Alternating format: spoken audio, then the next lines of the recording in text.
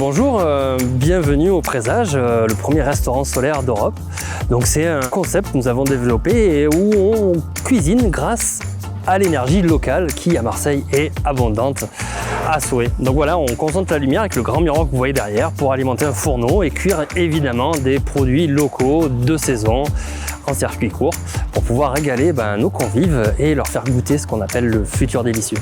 Alors aujourd'hui avec les familles, on va parler de gaspillage alimentaire. Et forcément, nous, au Présage, c'est quelque chose qui nous touche. On va parler un peu de elles, de leurs pratiques, comment elles achètent, où elles achètent, quels sont les déchets qu'elles peuvent produire. On aime bien les fermentations, donc on va également parler de lactofermentation, comment utiliser tous ces produits qu'on ne sait pas trop quoi en faire des fois, pour créer du délicieux encore une fois. Allez, c'est parti, on va rejoindre les familles.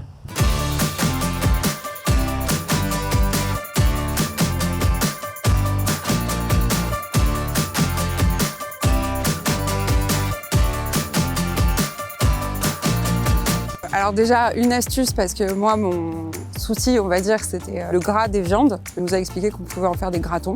Au quotidien, pour lutter contre le gaspillage alimentaire, je fais de la lactofermentation, même si en fait, j'étais pas au courant. Des légumes, par exemple, qui sont sur le point d'être en fin de vie, on les met dans une saumure, dans un bocal, et ça permet de les conserver et d'éviter de les jeter. La lactofermentation, en gros, c'est de la choucroute.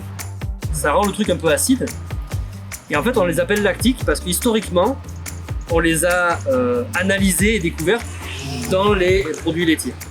Ce qui fait qu'on va avoir un milieu où il y a assez de sel et pas d'oxygène, qui va nous permettre de s'assurer que la fermentation se déroule bien. Ça prend de 2 à 3 semaines. Pour autant, ça marche presque à tous les coups. J'ai adoré cette journée, c'était trop bien. J'ai appris les plantes qui se mangent. Il y a des plantes que je ne savais pas s'ils se mangeaient, comme ça on ne gaspille pas. Ouais, quand les pommes ils étaient un peu moisis, on les faisait en confiture, c'était bon. À ma connaissance, les produits étaient relativement limités, les yaourts, les cornichons, la choucroute, etc. Et là, je m'aperçois que par la lactofermentation, on peut utiliser ce procédé pour plein de fruits, légumes et diverses plantes. Donc ça m'élargit vraiment un très grand panel de produits à manger tous les jours et encore mieux préserver ma santé.